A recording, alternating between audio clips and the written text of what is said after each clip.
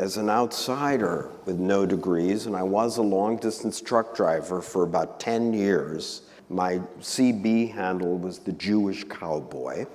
I self-exiled after this period, but being from Chicago means that I grew up with mostly outsider art. I went to tiny rooms with the most famous blues and jazz musicians you could ever name and saw them this close, and they would sit at tables with us between because nobody was there. It was completely empty. So I had this feeling for outsiders. I became an artist, and then I listened to the demons.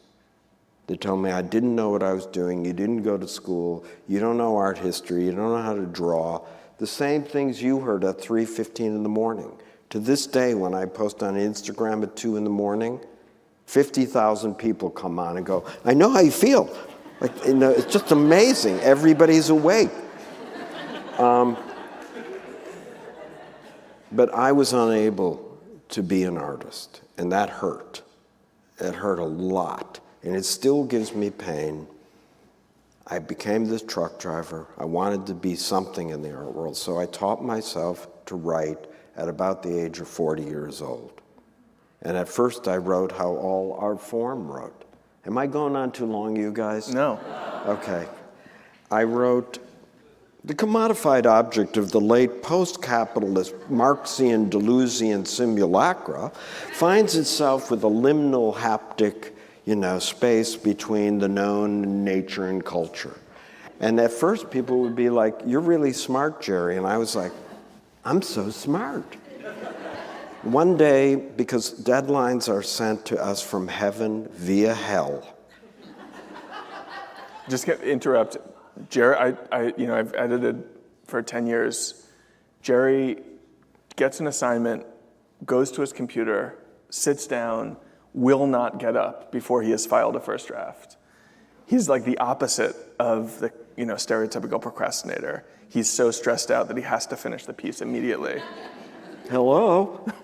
That's because I wasted my life till I was 40. There is a background thrust of so much rocket fuel from knowing how lucky I am. If you want to know where my empathy comes from, I consider myself an outsider. I never had a shot. I had a second, third, fourth chance. I had no idea how to write. I still can't spell. I'm a slow reader. But I've never missed a deadline because what I do is I'm so scared when I work that I just burn up every single thing I have. An idiot idea often works. It's like Laurie Anderson said, is it smart enough? Is it dumb enough? Is it complicated enough?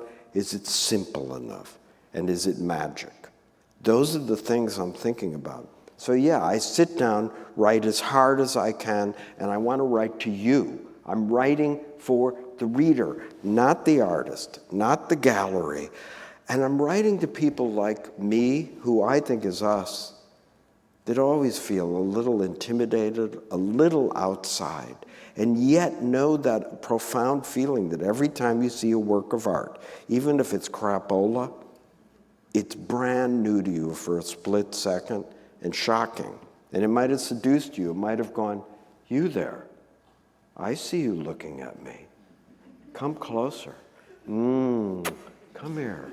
And I want to share these profoundly, radically vulnerable, embarrassing ideas with everyone. And the hell of deadlines is that they force you to do that.